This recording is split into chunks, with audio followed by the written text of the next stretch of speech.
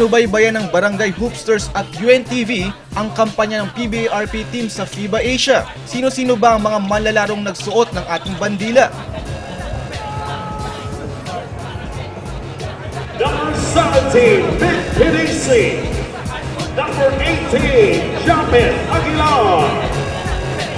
And the coaching staff headed by Neta Durata and Kenneth Durandes.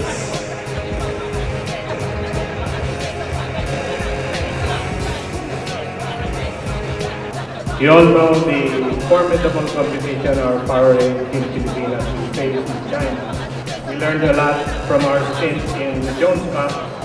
I guarantee this team will play Bigay Todo under Coach Yen as we send them off with our prayers as well. Good luck, guys. May mensahe si Coach Yang Giao at ang mga PBA players para sa ating mga basketball fans. Ang pwede namin pangako yung best lang namin, yung sagad na effort, yun ang pwede namin pangako.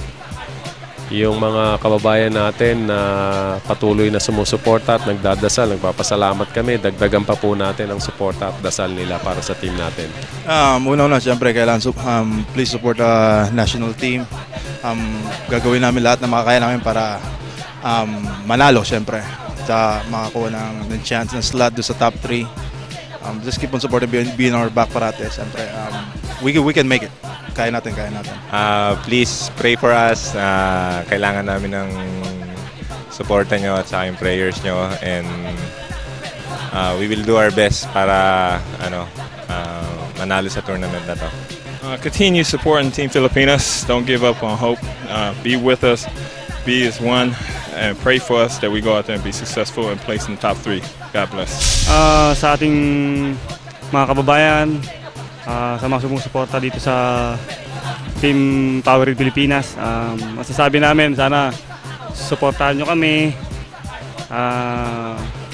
Hindi kami nangangako na kaya naming ipanalo lahat ng laro namin, pero pinapangako namin na sana ay ibibigay namin ang best namin para sa inyo.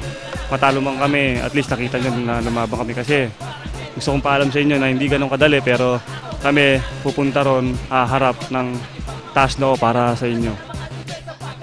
Tinanong din ng Barangay Hoopsters ang mga players, coaches, sports analysts at PBA officials tungkol sa PBA-RP team na naghahangad makalaro uli sa World Championship. Obviously wish them the best of luck. It's good that they're going out and getting experience. I think they do have a strong chance. The most important thing is that they're playing games together already, and which they have. And as long as they keep playing together and playing with that fire, I think they'll do all right.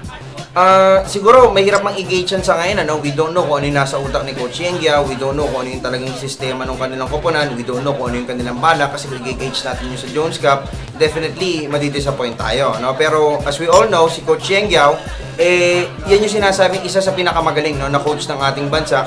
And I'd like to believe na hindi nila ibinuhos dun sa nakaraang Jones Cup, kasi if you could recall yung mga career nitong si Coach Yang Giao sa PBA, hindi siya natalo ng 30 plus points even dun sa kanyang koponan sa PBA before na wala siyang mga star players.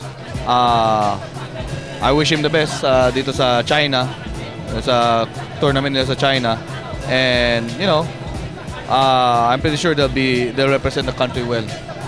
Again, the usual problems of yung sa team natin is that we only form our team in the same year, so we don't really have a long program like the other countries.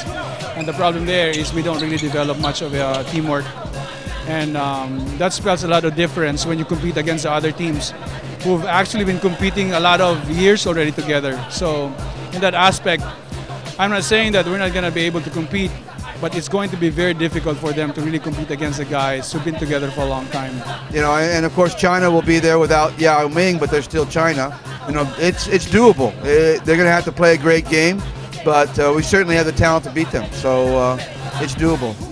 Yung kampanya ng Pilipinas sa FIBA Asia Championships, naniniwala ako na kapag binigay nila yung best nila, kung hindi man natin ma-achieve yung top 3, pwede nating ma-improve yung 9th place finish natin.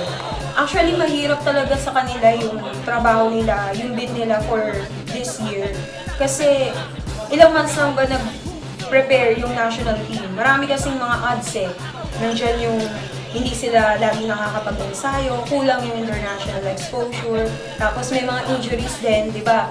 Dapat nandiyan si Kelly Williams, pero meron siyang nangyari ng karamdaman, tapos si Ryan Reyes. So, medyo marami silang mga pinagdaan ng pagsubok, pero naniniwala ako na gagawin nila yung best nila para maging maganda yung performance dito sa FIBA Asia.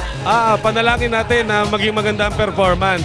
Hindi naman dapat maging basis yung naging performance nila doon sa Jones Cup kasi alam naman natin, part ng tune-up lamang yon ng preparation.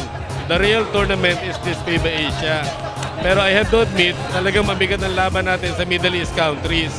Pero yung sa Asia, tingin ko naman yung China, yung Korea and Japan, kaya naman natin yun palagi ko.